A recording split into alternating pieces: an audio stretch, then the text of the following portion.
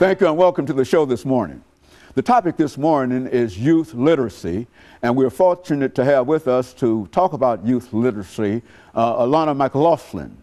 Alana is not only my granddaughter, but she has been with us on another occasion, and evidently her fans, according to some of her views, requested another appearance for her. And of course, Alana, let me welcome you back to the show this morning, and to tell you really how delighted we are to have you, especially because we think in terms of bringing to the audience this morning some information relative to what we call youth literacy and dealing with young people between the ages of 3 and 5, you see. And so what we'd like to do this morning is to not only deal with that, but to look at some of the things that you've been involved in terms of trying to assist, even at your age of 8, trying to assist young people. And so let's start off by talking about you and your school experiences. Well, at school, we usually use these treasures reading books that we keep in our lockers.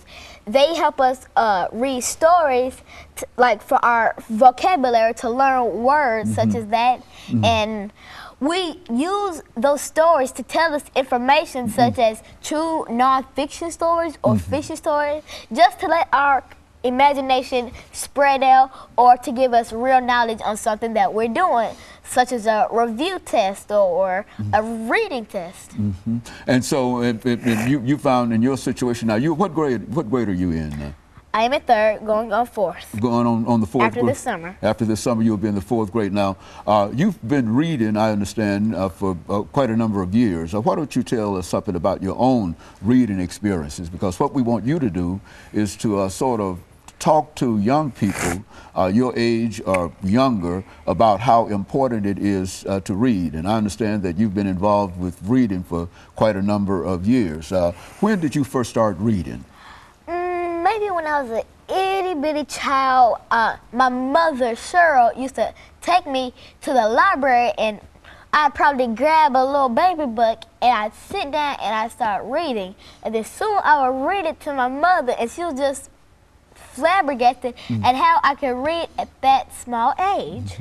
And this was even before you started school, right before you started school? Yes, about 1 or 2. And how many schools? Now you're in the 3rd grade. You've attended a number of schools and had reading experiences in most of them, and all of them, I would imagine, before now. And why don't you say something about that? Well, first I went to Napier for pre-K.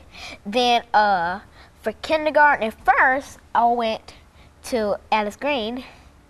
And for 2nd, 3rd, and 4th, I'm at Glenn.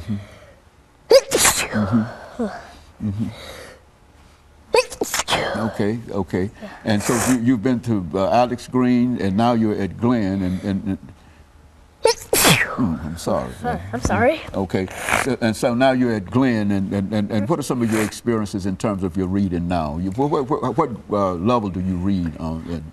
I read at a 45, which is at a 5th grade level. And so you're at a 5th grade. Why don't you tell us something about some of the books that you've been reading here lately? Well, right now I am reading Mystery Isle by Judith St. George, originally called The Chinese Puzzle of Shag Island. I recently read The Miraculous Adventures of Edward Tulane by Kate DiCamillo, The Tale of Despero by Kate DiCamillo, and Because of Winn-Dixie by Kate DiCamillo. I gotta say, I'm a Kate DiCamillo fan. And now, who is Kate DiCamillo? I mean, is that... She's an author of all the books that I just named, except Mystery Isle by Judith St. George, who also made other books, such as Haunted, and I've also read Nancy Werlin, Double Helix, and Jennifer Allison's Guidla Joyce, Physics Investigator. I've also read Lulu Dark and See Through Walls by Bennett Madison, and Dorothy and Thomas Hobler, The Sword That Cut Through the Burning Grass. And so you've been involved in a real sense in the whole process of reading for quite a number of years, and you can even remember the number of books that you've read. Is that right? Probably. Let's see. Tale of Despero by Kate DiCamillo, The Miraculous Adventures of Edward Tulane by Kate DiCamillo, Mr. Owl by Judith St. George. I've also read some mystery books, such as The Magic School Bus. I'm also into paranormal activities, such as ghosts and ghouls and vampires and stuff.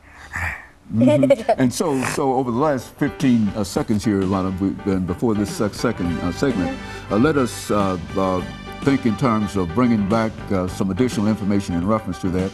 And we'll be back with our audience following this very, very short commercial break.